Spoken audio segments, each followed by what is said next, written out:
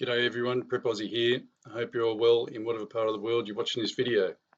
Today is Friday the 6th of March 2020 and the time here is 10:40 Australian Eastern Standard Time. Okay folks, plenty to go through. We'll do my sponsor and we'll move on. Okay, Totally Rawesome. Make golden activated turmeric paste. If you have not tried it, then you need to. If you have any type of ailment as regards to knee joints, pelvic pain, all that sort of stuff, this stuff is brilliant, folks. I'm not lying. I use it every day and it has saved me considerable pain and money because I don't have to buy a shitload of pharmaceuticals to keep me going. This is their contact details: mobile number 0433 165 848 and email info@totallyrawesome.com.au. Okie dokie. Right. There's so much going on, it's hard to keep up, to be honest with you. Let me fix this up a bit, get in the middle.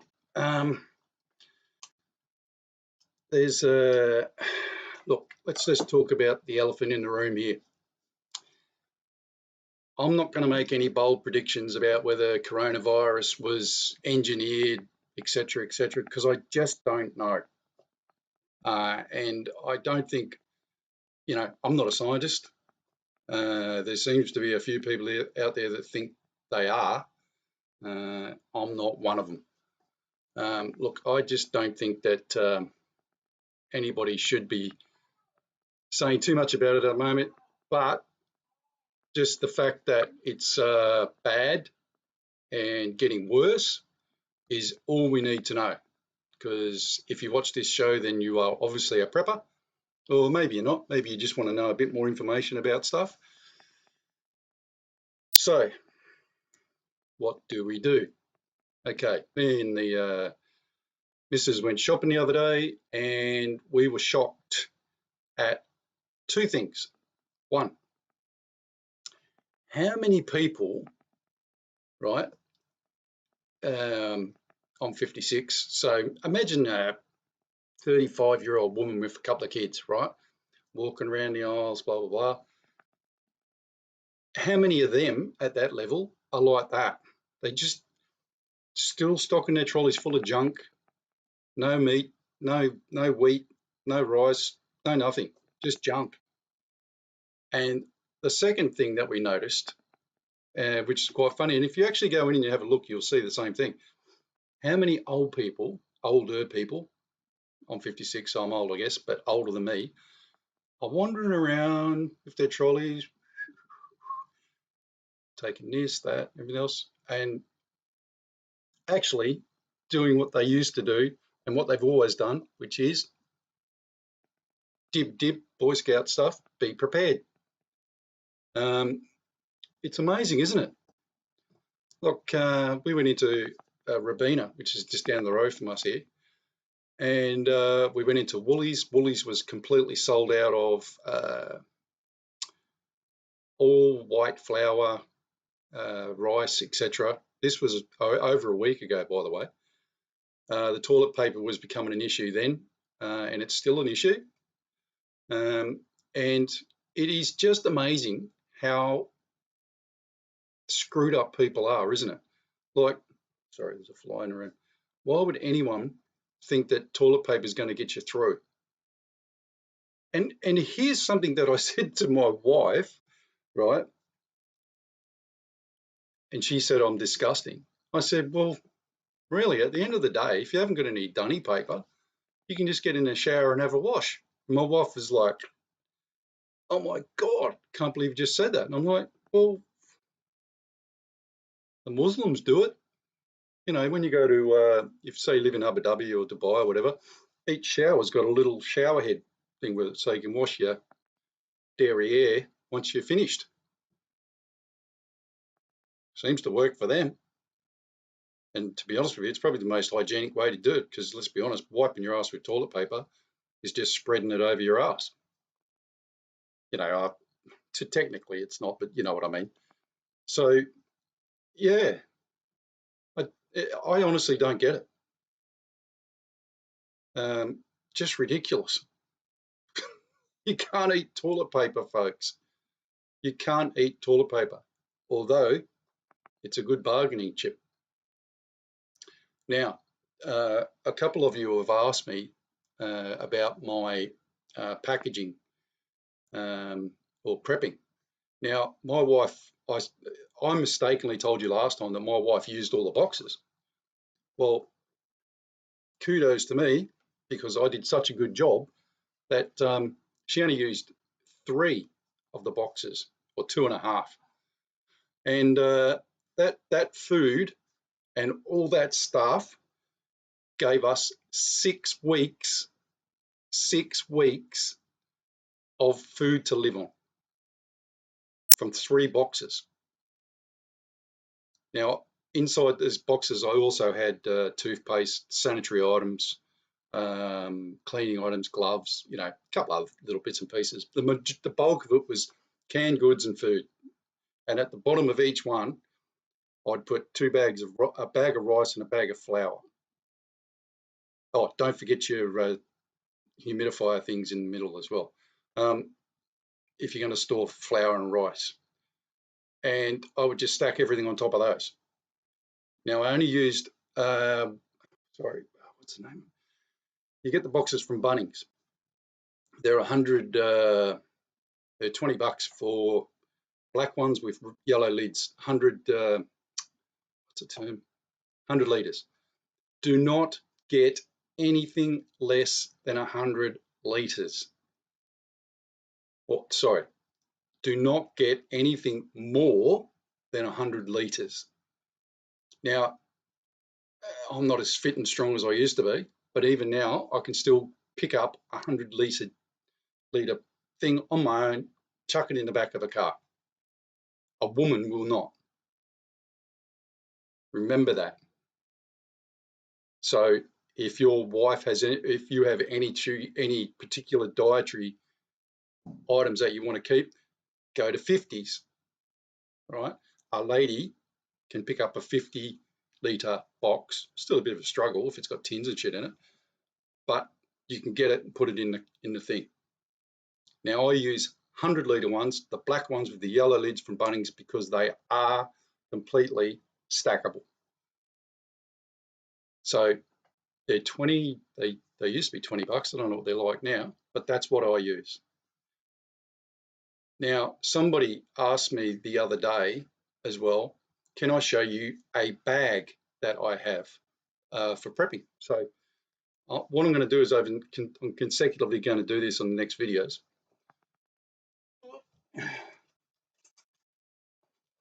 Here is my bum bag, or as you guys say in America, fanny pack. Now, it's quite big. I bought this in 2003, and it is the best bag ever. I've even paid to get the stitching redone on it because it's indestructible. Indestructible. Everywhere I go, I take my hand grips with me because of my hand. Now, I've got 3 bags, as I said. I've got this one. If I'm going away anywhere for a longer duration, say I was going to Sydney. Well, depending on what I was doing, I'd leave this one at home. Like when I go to Perth, I take this with me to Perth. And the reason for that is because I'm local, I know what I'm doing, etc., etc. Okay, so say I was going to Sydney, like I said, I found another one of these. I'll show it to you obviously in the next video, from Kathmandu. We call it Kathmandu. I think it's pronounced Kathmandu. And it's actually a bum bag, but it expands into a full-on backpack. And it's been brilliant, absolutely brilliant. So look, let's just go through this as I've got it. Okay, so I'll open the front one so you can see what's in the front one. Now, just say, the reason I take this one with me when I go, say, to, I don't know, 45-minute drive, or go to Robina, for example, which is 20 minutes down the road from me, and I can't get back in my car for some reason, the world goes to shit, whatever. Well, this is the stuff that I take with me. Okay, now these are little, just say I'm walking and your knees, joints get sore or whatever. I've got a couple of these in here. Now, I don't know if you've ever seen these before. You can get these at chemists. This stuff is fucking brilliant, and I mean that. Don't buy Deep Heat, buy these. It's called Stiff, Sore and Sorry, and Stiff, Sore and Sorry, but there's two types of it, the black one and the white one. This one I find is just a little bit better than that one, but brilliant, absolutely brilliant, folks, honestly. Actually, hang on a second, I'm going to show you the other thing that okay, I wanted to give this stuff a special mention. I don't know if you've ever heard of this stuff or you've ever seen it. Maybe you've seen it at your pharmacy or whatever. Man, how good is this? This is the duck's nuts of spray-on liniments for your joints, muscles, etc. You put any, the black or the white one, you put these two together. God, it's hard doing this when it's bloody on camera. You put the two of these together, these two, or the black one, like I said, man, it is unbelievable. It literally burns into your muscle. Okay, nasal and eye drops. Pens, obviously, and pieces of paper, and Hydralyte. Very important. Just buy these sachets. You only need one or two in each thing, that's it. Okay? Now, see, people are going to laugh. I sound like an old bag lady. Right, these are, when you go to KFC, McDonald's, etc., these are actually anti-bac. And I keep them in my bag, 3 or 4 at a time, because they're bloody handy. You get your hands dirty or whatever, you keep in your thing. I did have a thing of hand sanitizer in here. I'm not sure if it's still here, but kids keep bloody taking it. Okay, now, in the next section, that's the big section at the back, right? You can't see it from here, but there's actually a drug store in here, my meds store. See that little thing there at the back? If I open that up, underneath it is where I store all my meds. I'll show you. Oh, I always keep a brand new pair of glasses in my bags. Right. If at a pinch I get stuck, I've got all my meds in my bag. A toothbrush for lots of things, not just brushing your teeth. If you get a cut or whatever and you have to clean it, you just spray this with, put Antibac on it. And like I said, I've got the hand sanitizer stuff. You can use that as a worst case scenario to clean out a wound and brush your teeth, obviously. Now, if I haven't got my Akuba on, I always take this.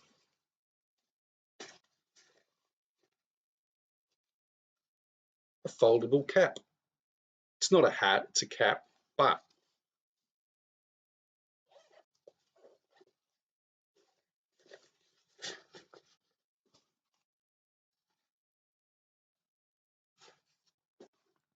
there you go.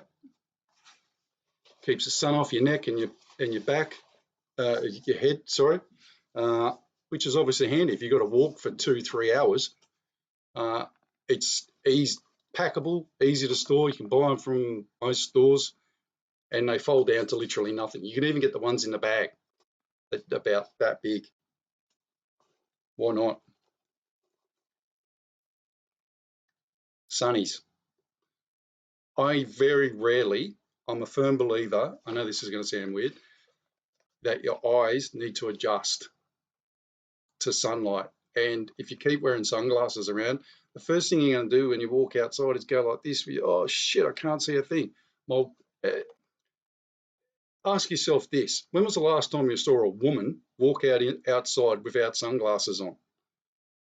Well, can you imagine that same person walking down a road for 2 hours, 3 hours in burning sunlight, going, oh, they'll have the worst headache ever in history. I know, it's sad, isn't it? Now, this is important. Phone book or address book. Now, not only that, in this book, it's got little codes and stuff that I put in there for banking, etc., like that. So if anybody ever stole it, they wouldn't know what the friggin' hell it was anywhere, but I know where they are in there. I think you know what I mean.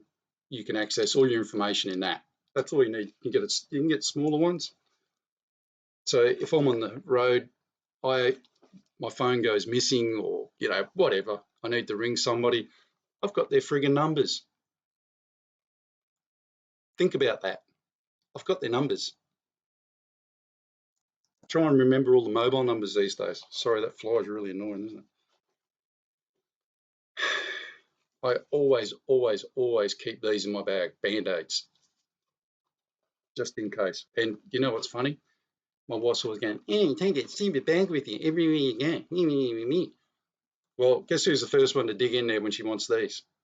And I start saying to her, no, you're not allowed to use them because they don't exist because you didn't want me to bring this bag. Oh, shut up. So I'm making fun of her, but it's funny. You know what I mean? Like, she thinks I'm stupid sometimes taking all this stuff, but it actually works.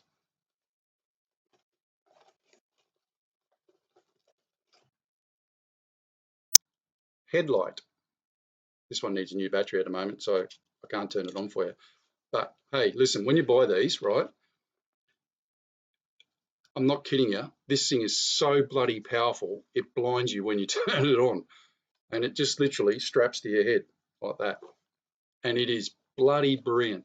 Now, when you go and buy these ones, this is the one thing that I would say is worth your while to actually spend a bit of money on, right? Buy a good quality one. This thing's amazing. Like anybody I've turned this on with, just goes, holy shit, how bright is that thing? I can't even tell you where I got it from. My wife bought it ages ago. I think we got it from Anaconda. And the beauty of it is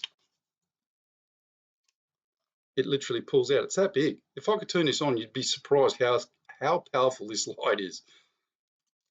So hang on, just got to put the shades and specs on. It's called a Phoenix HL10 FENIX. There you go. Brilliant. Get one if you can. Multi-tool, Leatherman. There is no better. I've got the Swiss Army one as well. I keep in the other bag. Guys, this is mine. I've had this for years. My original one got stolen, and I hope he dies a slow, painful death somewhere. Prick. It's got everything in it that I need. This one is the titanium one. The reason I went for titanium, it's actually lighter, and the other one. Look, these things are brilliant. I don't care which one you buy. You buy a Leatherman, you can buy them in all different shapes and sizes. You can even buy the ones that your wife can keep in a handbag. But they're brilliant. You all know how good they are. Here's something that'll make you think about how good they are, right? They've actually got a ruler on them. And that ruler is on this side, and it is perfect. It's actually perfect. Like when you get it together, it's actually 100% perfect. I've tested it. Now, depending on which one you get little socket sets with it. I actually took the socket out of this. It comes with a little wrench which you fit in here and you can turn it around. Now, these are brilliant, guys. Seriously, if you haven't got a Leatherman, there's something wrong with you. If you say you're a prepper and you haven't got one, then there's something wrong with you.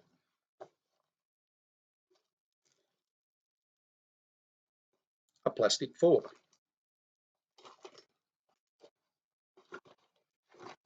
There was a plastic knife in here as well, but it's gone missing somehow, unfortunately. Now, when you go to Macca's, KFC, whomever, and they've got these, grab a complete set and put them in your bag. You can go through airports with them, everything. And who's to say you won't use them? They take up no weight, light as. Okay.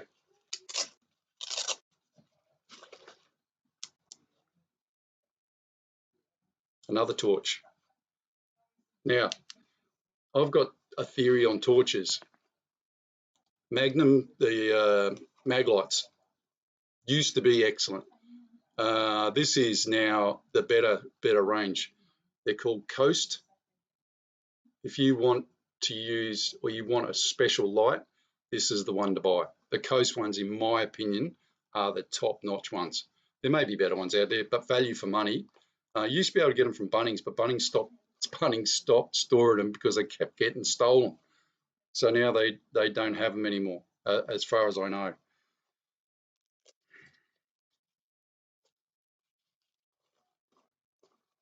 So that's 2 torches. Remember, you should always have 2 torches, right?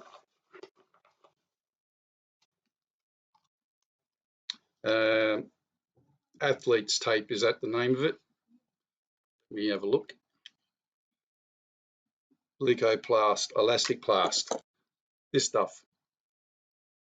Once again, I don't care what anyone says. This is the stuff that I recommend, and I reckon it's the best stuff to use.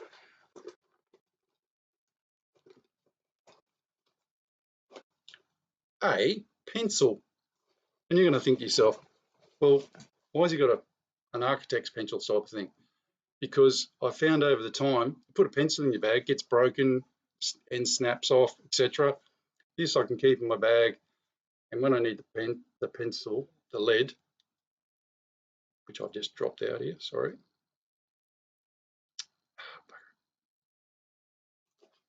Not very good, is it? There you go. The lead's inside there. Now the spare cartridges, spare lead's inside there. So you ever need it, it doesn't fall apart, it doesn't break, and I know that I can depend on it.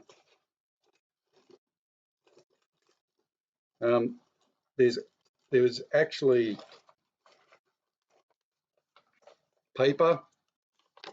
If I have to write anything to anyone, paper, make sure it's not plastic coated. Very important. There was one other thing that was supposed to be in here that's not in here, which I always keep in here, but half the problem is keeping my kids out of this bag. There should have been a black marking pen, like a permanent marker. Always, always, always carry 2 permanent markers with you. A coloured one if you can, like a yellow or a bright orange, a bright red or whatever, and a black one. Okay, right? Now, another pen, but this one's got black, blue, red, etc. on it for obvious reasons. Now, here's something to think about. You may need to write stuff in different colours, hence the different coloured pens, because some people pick up colours better than others. Now, if you're colourblind, that means fuck all to you because you can only see black. So just remember that. If you're visually, say you write something in black and it's a long way away, you're not going to see it. You write it in highlight, pencil, or a brighter colour, then it will work. Okay, people see that better. Remember that. So that's this bag pretty well in a nutshell. So as you can see, I've got everything there that I need to keep me going for a couple of hours if I need to. And the other thing that's not attached to that at the moment is my water bottle, which is in my bedroom. I carry a tiny little one. It's not a tiny one. It's about 1 litre of water, 2 litres of water. Now, remember, that's heavy. So if you're going to need it, then 2 litres of water carrying with you is heavy. So I only fill it up when and if. Okay. One last thing. That's the end of the prepping. I want to show you something. Right, I'm not sure whether you guys heard about this or not, but this is interesting. I'll put the link in the description box so you can read this. Now, what's interesting about this is that during the coronavirus, as it's kicking on, etc., China has had a research vessel floating around off the coast of Australia, photographing or videoing the submarine routes that everybody uses, or that the Americans and the Australian use, and the English. No other countries are allowed to use them unless they've asked Australia. So they've had that research vessel there for a couple of months. It started from the South China Sea and it went all the way down to the coast, off the coast of Western Australia. Now, here's what's amazing about that. You remember when that MH370 or whatever went missing, and they said it went off the coast of Western Australia? They had a research vessel going up and down, up and down, up and down the coast there for a year. Actually, it was more than a year, 15 months, I think it was. And in the end, said all over. Now, the Chinese were not allowed to use their vessels during that search in that area, even though it's international waters, for the obvious reasons of the submarine lines routes. So now, you ever heard of The Art of War? The Eastern philosophy is surprise your opponent by doing things that he would least expect. So there's been this ship cruising up and down, Chinese ship cruising up and down the west coast of Australia all this time. Now, it never entered Australian waters, but there's two types of Australian waters. There's actually our territorial waters, and there's what's called our economic waters. Now, there's a fine definition between that. So you've got our territorial waters. Once our territorial waters is finished, then it moves on to our economic waters. The economic waters are 20 k's wide or something, I don't know, something stupid like that. Technically and correctly, you're supposed to ask each country, can we use your economic waters?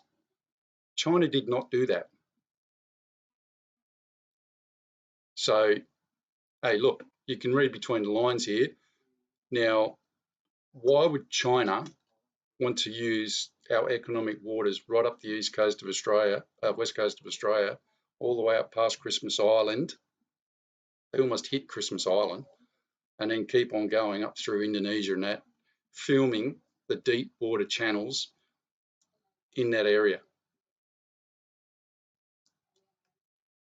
You know, like you can't make this shit up, folks.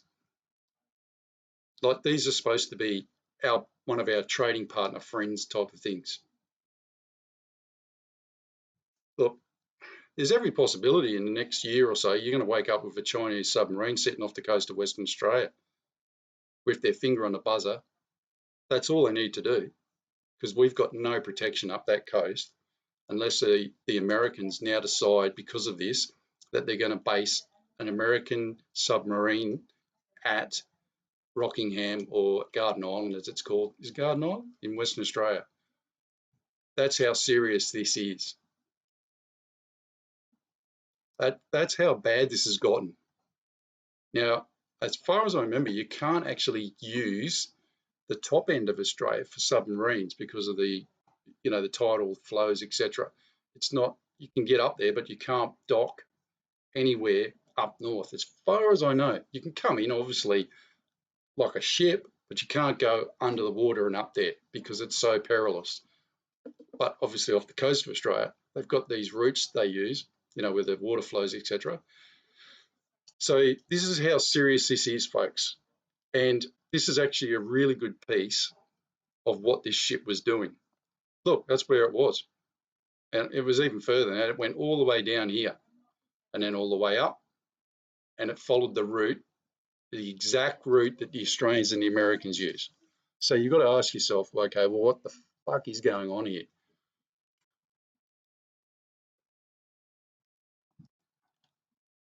For anyone who's about to say, oh, well, you know, it's fine, they can do whatever they want sort of thing, that's probably true. But you don't see the Yanks doing it.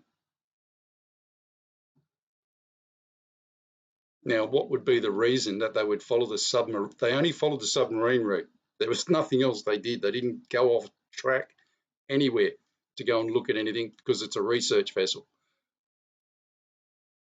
So watch this space. Now, who's to say that China's not going to drop something down inside that channel so the submarines can't use it anymore? Or who's to say the Chinese aren't going to have their own subs using it? Which doesn't scare me that much because, you know, compared to the Americans, they've got frig all. And that's something to remember as well. Like they might have 100 million in their army or whatever, but Navy and Air Force just got no comparison. If three countries got together and said, oh, look, you know, trying to shove it up your ass, three populous countries like Manila, Thailand, etc., the Chinese wouldn't have a chance. Maybe with their army, they might do some damage, but even then, once another couple of countries got involved, then they're up shit creek. That's my opinion. So I'm just showing you that just so you know what's going on at the moment. Okay. Here is the verse of the day.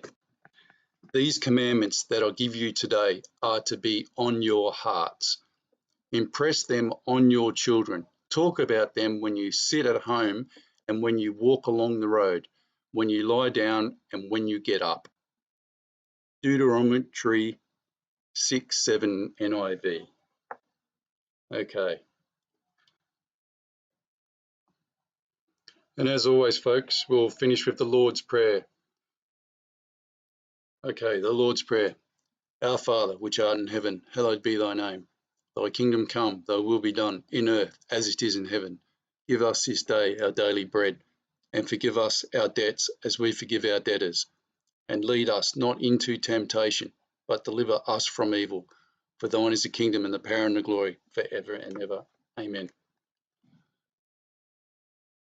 All right, folks, I went on for a little bit longer than I should have. I'll try and do another video on Monday. Okay, try to.